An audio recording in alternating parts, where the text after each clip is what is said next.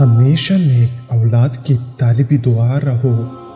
تیری خوشی اور غم دونوں رضائی الہی کی تابع ہونا بہت ضروری ہے تاکہ تیرا رب تجھ سے ناراض نہ ہو۔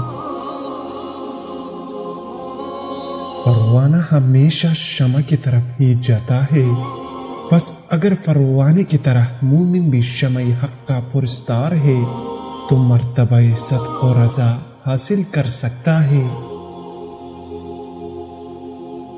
اللہ کے خوف سے آنسو بہا کر یہ شہ روح کے گناہوں کو دھو ڈالتی ہے۔ سوال ان لوگوں سے کرنا چاہیے جن کا مال حلال ہونے کا یقین ہو۔ بیوی کے تمام حقوق پورے کرو، اس پر شفقت کرو اور خدا کی طرف سے اس کے متعلق عائد کردہ تمام فرائض ادا کرو، نیز اس کا مہر بھی حلال کی کمائی سے ادا کرو۔ تنگی اور بھوک خدا کے خزانے ہیں، جسے دوست رکھتے ہیں اسے عطا کرتے ہیں۔ پیٹ بھر کر کھانے سے چیزیں لائق ہوتی ہیں۔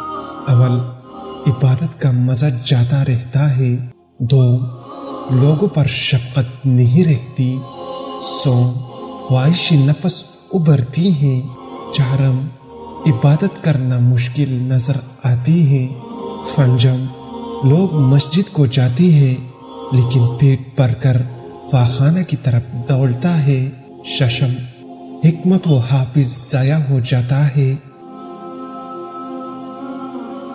جب اللہ تعالیٰ کی محبت دل میں پیدا ہو جائے تو پھر حق تعالیٰ کا ہر حکم ماننے سے دل کو تسلی ہوتی ہے اور راحت ہے۔ ہماری خواہش ہمارے راستے کا پتھر ہے، اس کو ٹھوکر مار کر دریا میں پھینک دے، تب جا کر تو معرفت حاصل کر پائے گا۔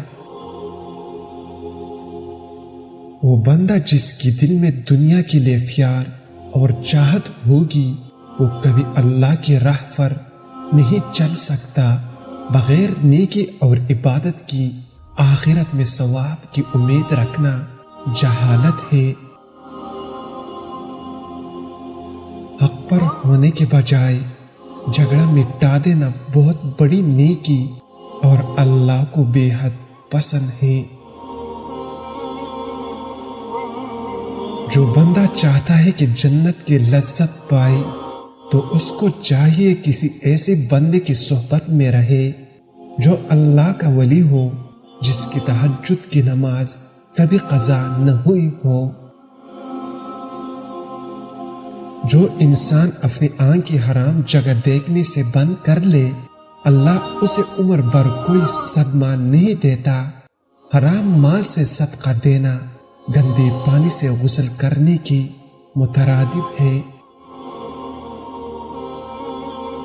عرش سے لے کر تحت ثری تک اللہ کے نزدیک کوئی چیز مومن کی دل سے زیادہ بزرگ اور عزیز نہیں۔